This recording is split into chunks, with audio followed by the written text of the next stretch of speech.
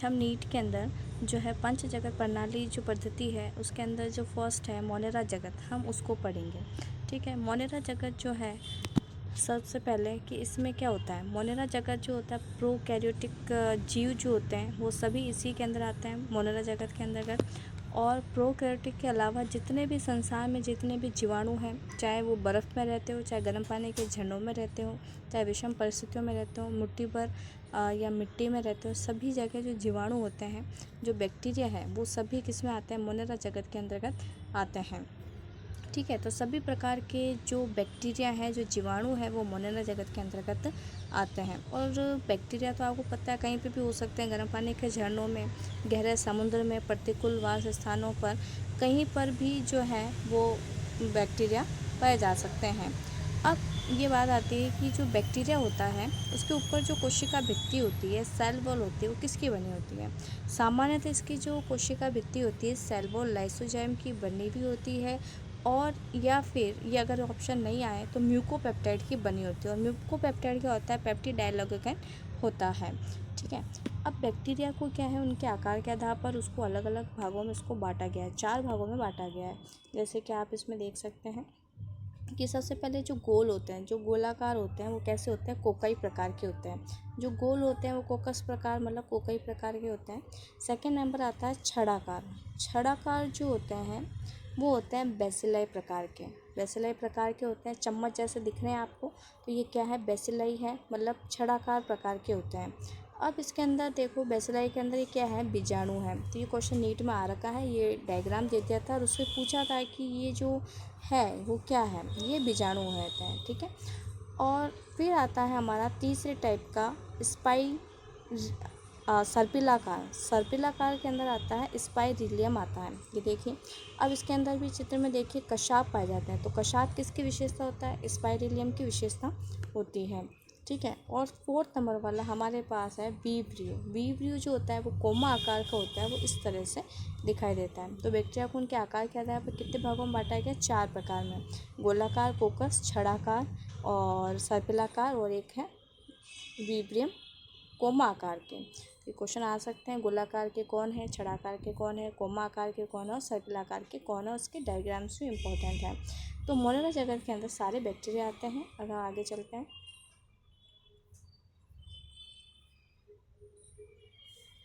अब जो बैक्टीरिया होते हैं वो बहुत ही सरल लगते हैं, दिखने में बहुत सरल है, लेकिन उनका जो व्यवहार है वो बहुत जटिल है। कैसे व्यवहार जटिल है कि उपापचय की दृष्टि से जीवधारियों की तुलना में बैक्टीरिया में बहुत अधिक विविधता पाई जाती है। मतलब इसके अंदर जो उपापचय की दृष्टि से, मेटाबॉलिज्म की दृष्टि से जो जीवधारियों की तुलना में बैक्टीरिया में बहुत अधिक विविधता पाई जाती है। तो अगर हम एक बैक्टीरिया को दूसरे जीवधारी से कैसे अलग करेंगे, उसको मेटाबॉलिज्म की दृष्टि से हम उसको अलग कर सकते हैं। उदाहरण के लिए उसमें सभी प्रकार का पोषण पाया जाता है, मतलब परपोषी भी होता है, स्वयंपोषी भी होता है, रसायन संश्लेषी भी होता है, मृतपोषी भी होता है। तो जो भोजन के अंदर जो विविधता पाई जाती है वो सबसे ज़्यादा किस्म होती है बैक्टीरिया के अंदर पाई जाती है। ठीक है, तो ये हो गया अपने पास बैक्टीरिया के लक्षण। अब इनको मोनेरा जगत को ही इसने आगे अलग अलग बैक्टीरिया में उसको बताया है। अलग अलग बैक्टीरियाज होते हैं, जैसे आर्की बैक्टीरिया हो गया, आर्ध बैक्टीरिया, यू बैक्टीरिया हो गया। तो इनका भी इसके अंदर एनसीईआरटी में इसका एक्सप्लेनेशन किया गया है। आर्की बैक्टीरिया जो है, आर्की बैक्टीरिया जो होता है वो गहरे पानी के समुद्रों में, मतलब जो गर्म पानी के झरने होते हैं वहाँ पे पाए जाते हैं। 3 जगह पर ये पाए जाते हैं। एक तो अत्यंत लवणीय क्षेत्रों में, बहुत ज़्यादा नमक वाला जो क्षेत्र है जिसे हेलोपी क्षेत्र कहते हैं, वहाँ पाए जाते हैं। और गर्म पानी के झरनों में पाए जाते हैं। थर्मो एसिडोफिलस इसको कहते हैं। थर्मो मतलब होता है गर्म इलाका, एसिडोफिलस मतलब गर्म पानी के झरनों वाला इलाका।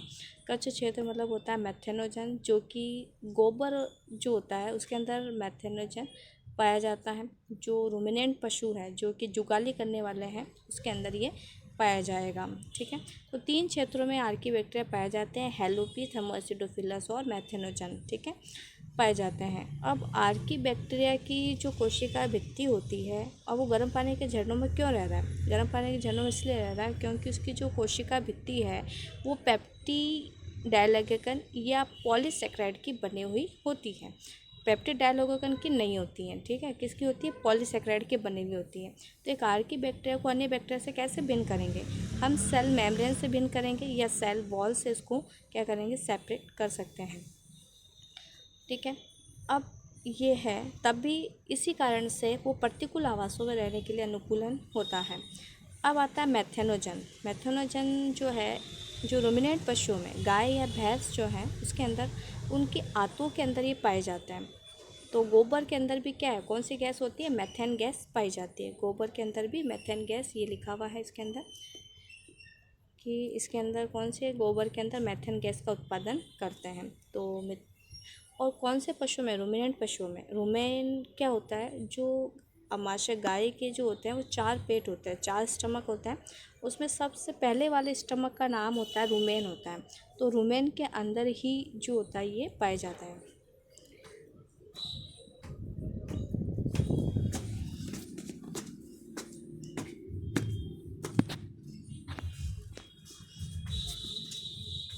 आगे नेक्स्ट है यू बैक्टीरिया।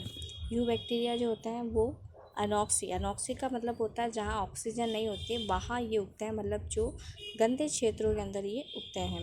हजारों यू बैक्टीरिया जैसे वास्तविक बैक्टीरिया की पहचान एक कठोर कोशिका भित्ति और कशाप द्वारा होता है। सबसे इंपॉर्टेंट लाइन है, यू बैक्टीरिया की पहचान जो होता है किससे होता है, एक सेल वॉल से, कठोर कोशिका भित्ति से और एक कशाप से होता है, ठीक है। अगर एक बैक्टीरिया है तो उसके अंदर एक तो क्या होनी चाहिए, सेल वॉल होनी चाहिए और क्या होना चाहिए, कशाप होने चाहिए, तभी इसकी क्या है, वास्तविक बैक्टीरिया वो कहलाएगा। तो एक वास्तविक बैक्टीरिया या यू बैक्टीरिया की पहचान कैसे होती है, कठोर कोशिका भित्ति और कशाप द्वारा होती है। क्वेश्चन आ रखा है, साइनोबैक्टीरिया को हम सामान्यतः क्या कहते हैं, नीलहरित शैवाल भी इसे कहा जाता है। हरित पादपों की तरह इसमें क्या पाया जाता है, क्लोरोफिल ए पाया जाता है। जैसे समुद्र के अंदर जो ये जो ग्रीन ग्रीन कलर की घास होती है उसको क्या कहते हैं, साइनोबैक्टीरिया कहते हैं, ठीक है। उसमें क्लोरोफिल ए पाया जाता है। ये प्रकाश संश्लेषी स्वयंपोषी होते हैं। साइनोबैक्टीरिया एक कोशिकीय कॉलोनियल तंतु में होता है। अब साइनोबैक्टीरिया का यहाँ यहाँ पे क्या है, एक डायग्राम दे रखा है ये वाला, ठीक है। साइनोबैक्टीरिया का है, किसका है ये, नॉन स्टॉप का है। नॉन स्टॉप किसी तरह का एक कोशिकीय होता है, कॉलोनी मतलब कॉलोनी के रूप में रहता है। जैसे कॉलोनी बना रखी है इसने तो कॉलोनी के रूप में होता है। तंतु में होता है, मतलब फिलामेंटस होता है, उसको अगर हम माइक्रोस्कोप के नीचे देखेंगे तो तंतु तंतु जैसा दिखाई देगा, ठीक है। और उसके ऊपर ये जो आपको डॉट डॉट दिखाई दे रहा है ये क्या है, जेलीनुमा आवरण होता है, जो प्रदूषित जल में बहुत ज़्यादा फलते और फूलते हैं। इनकी एक विशेषता होती है कि इसके बीच में एक हेट्रोसिस्ट पाया जाता है। ये दिख रहा है आपको हेट्रोसिस्ट, ये क्या करता है, हेट्रोसिस्ट जो होता है नाइट्रोजन का स्थिरीकरण करने का काम करता है, नाइट्रोजन को संचित करने का काम करेगा। इसके अलावा सरल रासायनिक संश्लेषी बैक्टीरिया नाइट्रेट अमोनिया से विभिन्न अकार्बनिक पदार्थों को ऑक्सीकृत करके किस में बदल देता है, एटीपी में बदल देता है। और यह नाइट्रोजन, फास्फोरस, आयरन, सल्फर जैसे पोषक तत्वों के पुनश्चक्रण के लिए सहायक होता है। इसके अलावा परपोषी बैक्टीरिया भी होते हैं जो कि अच्छे भी होते हैं बुरे भी होते हैं। अच्छे वाले कौन से होते हैं, जो कि लेग्यूमिनस जड़ों में पाए जाते हैं, जो चने दाल वगैरह होते हैं उनकी जड़ों में पाए जाते हैं। लेग्यूमिनसी जो कुल है उनके पादपों की जड़ों में पाया जाता है। तो उसमें लैग हीमोग्लोबिन होता है, ठीक है, और जो कि अच्छा होता है पादपों के लिए। दूध से दही बनाना, दूध जो बनाते हैं उसमें लैक्टोबैसिलस होता है, तो वो भी अच्छे बैक्टीरिया होते हैं। लेकिन जो हानि पहुंचाने वाले हैं वो कौन से होते हैं, जैसे हेजा हो गया। हेजा किसके कारण होता है, बैक्टीरिया द्वारा होता है। हेजा किसके कारण होता है, बैक्टीरिया द्वारा। टाइफाइड उसके कारण होता है, टिटनेस होता है। साइट्रस कैंकर नींबू के ऊपर होता है, धब्बे बन जाते हैं ब्राउन ब्राउन, तो वो क्या होते हैं, ये सारे चारों रोग जो हैं वो किसके क्या होते हैं, बैक्टीरिया जीवाणु द्वारा होते हैं या बैक्टीरिया द्वारा होते हैं, ठीक है। इम्पॉर्टेंट है ये। इसके आगे, अब बैक्टीरिया सेल डिवीज़न या फिर प्रजनन कैसे करेगा, सामान्यतः इसकी एक विधि है। वो विधि कौन सी है, कोशिका विभाजन है। मतलब ये ब्रेक हो जाता है, जैसे इसके अंदर दिखा रखा है कि डीएनए है, डीएनए है, कोशिका झिल्ली और कोशिका भित्ति है। तब ये बीच में से क्या हो रहा है, ये बीच में से हो रहा है ब्रेक हो रहा है, इस तरह से ब्रेक होगा, ठीक है। ये ब्रेक होकर एक नया बना लेगा। तो इसमें सामान्यतः किसके द्वारा होता है, कोशिका विभाजन द्वारा होता है, ठीक है। और कभी कभी प्रतिकूल परिस्थितियों में लैंगिक जनन भी कर लेते हैं। सबसे इम्पोर्टेंट नीचे वाला,